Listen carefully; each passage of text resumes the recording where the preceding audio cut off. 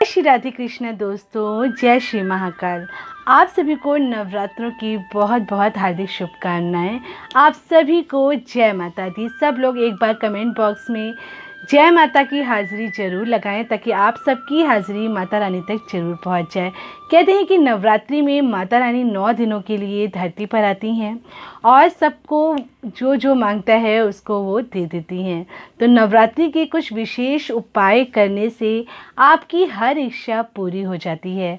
अगर आपका विवाह बहुत समय से नहीं हो पा रहा है और आप चाहते हैं कि आपका विवाह बहुत जल्दी संपन्न हो जाए, तो इस बार एक ऐसा आसान सा आपको मैं उपाय बताने वाली हूँ जिससे कि आम के पत्ते से आप आसान सा उपाय करके आसानी से अपने विवाह के योग आपके एक्टिवेट हो जाते हैं और बहुत जल्दी आपका विवाह संपन्न हो जाता है। तो ऐसा कौन सा उपाय है जो आपको करना है? ये माता पिता या बच्चे कोई भी कर सकता है। नवरात्रि में इस उपाय को ज़रूर करें। नवरात्रि के पंचमी वाले दिन यानी कि 13 अप्रैल के दिन आपको ये आम के पत्ते का उपाय जो मैं आपको आज बताने वाली हूँ वो ज़रूर करना चाहिए। ऐसा करने से बहुत जल्दी आपका विवाह संपन्न हो जाता है। और इस वीडियो को थोड़ा ध्यान से देखें, इसके बिल्कुल भी मत करिए।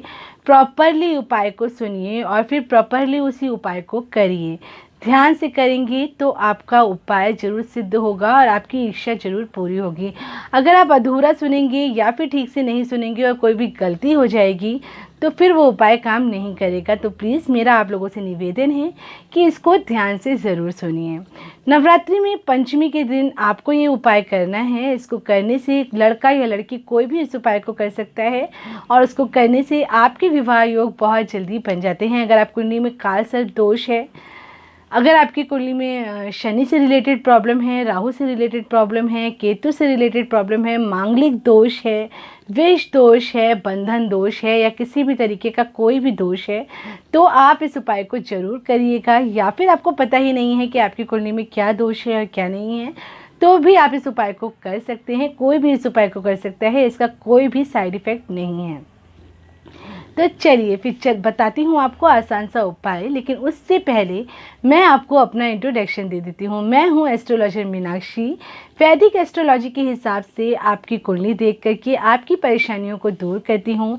न्यूमरोलॉजिस्ट हूँ और साथ में वास्तु कंसल्टेंट भी हूँ, जेमेटोलॉजिस्ट हूँ। अगर आप मुझसे कुछ जानना चाहते हैं तो भी आप मुझे कांटेक्ट कर सकते हैं। मेरा कांटेक्ट नंबर और मेरा मेल आईडी डिस्क्रिप्शन बॉक्स में दिया हुआ है। अगर कोई भी मुझसे बात करके अपनी प्रॉब्लम्स का सॉल्यूशन चाहता है तो मुझसे कांटेक्ट कर सकता है। तो चलिए आगे बताती हूँ आपको आसान सा उपाय। आप मुझे फेसबुक और इंस्टाग्राम पर भी फॉलो कर सकते हैं एस्ट्रोलॉजर मीनाक्षी के नाम से और मुझसे कॉन्टेक्ट कर सकते हैं। वहाँ पर भी आपके क्वेश्चंस का आंसर आपको ज़रूर मिलेगा। तो बस अब आगे बताती हूँ आपको क्या करना है। 13 अप्रैल के दिन नवरात्रि का जो पंचमी का दिन है, उस दिन आपको सुबह सुबह नहा करके मॉर्निंग में रेडी हो जाना है। ब्रह्म मुहूर्त में अगर आप ये काम कर लेते हैं तो एक तो उसका सबसे बड़ा फ़ायदा ये होता है कि आपको कोई देखता नहीं है। बहुत कम लोग होते हैं जो इस समय मंदिर में जाते हैं या बहुत कम लोग उठते हैं। तो आप एक दिन इतने उपाय किए हैं, इतनी मुश्किलें आपकी ज़िंदगी में आ रही हैं, तो अपनी मुश्किलों को बदलने के लिए एक दिन तो ब्रह्म मुहूर्त में आप उठ ही सकते हैं। तो ब्रह्म मुहूर्त में किया गया कार्य बहुत जल्दी सफल होता है। सारे देवी देवता इस समय आपको सब कुछ देने के लिए तैयार बैठे होते हैं। तो ब्रह्म मुहूर्त बहुत ही खास होता है। और साथ में अगर आप वैसे तो आप किसी भी समय इस उपाय को कर लीजिए, सुबह कर लीजिए, शाम को कर लीजिए।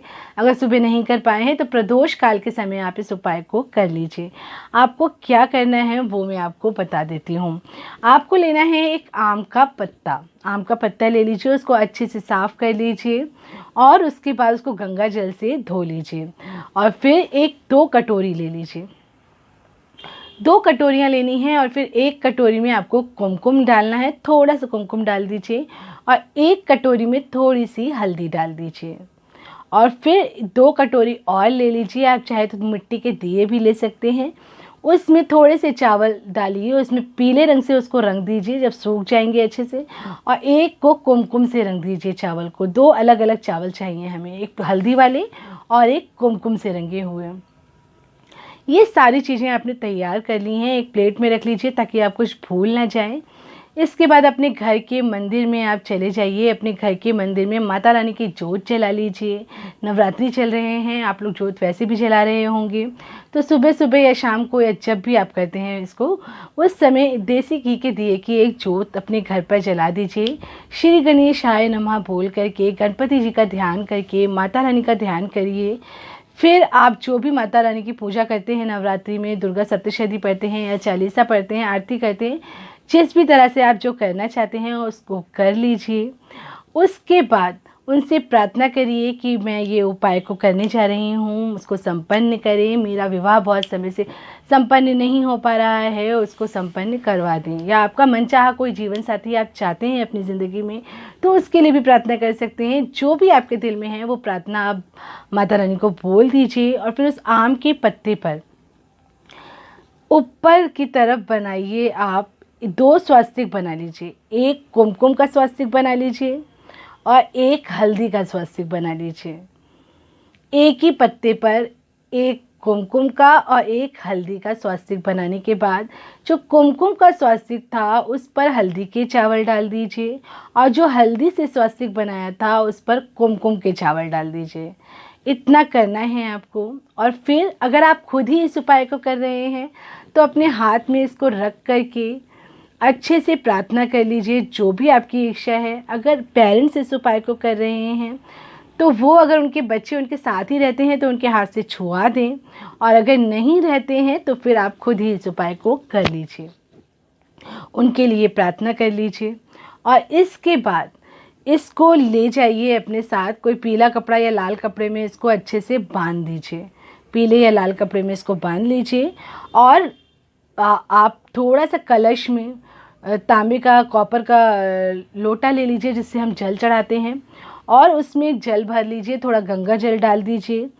और उसके बाद वो लोटा ले जाइए, नीम के पेड़ के पास चले जाइए। कहते हैं कि नीम के पेड़ पे 9 माताएं जो होती हैं उनका वास होता है। नवरात्रि में नीम के पेड़ पर वो वास करती हैं। तो ले जाकर के नीम के पेड़ पर इस जल को वहीं पर चढ़ा दीजिए।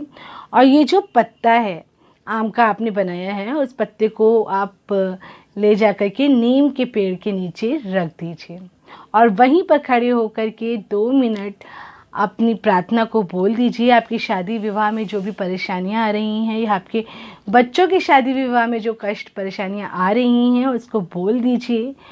और बस चुपचाप वहाँ से सीधे अपने घर चले जाइए। ना आपको रास्ते में किसी से बात करनी है, कोशिश करिए कि कोई ना मिले, आपको किसी से बात ना करनी पड़े, और चुपचाप अपने घर चले जाइए। बाई चांस कोई सामने पढ़ ही गया है और बात कर रहा है तो उसके लिए कोई वहम मत डालिए, कोई दिक्कत नहीं है, और चुपचाप घर चले आइए। इस उपाय को करिए। ऐसा करने से आपका विवाह जो बहुत समय से संपन्न नहीं हो पा रहा है वो बहुत जल्दी हो जाएगा। और अगर हो जाए तो मुझे कमेंट बॉक्स में ज़रूर बताइएगा आपको इस उपाय को करने के बाद कैसे एक्सपीरियंस हुए, वो मेरे संग ज़रूर शेयर करिएगा। और मेरे इस वीडियो को अगर आपको अच्छा लगा हो तो लाइक, शेयर और सब्सक्राइब ज़रूर कर लीजिए।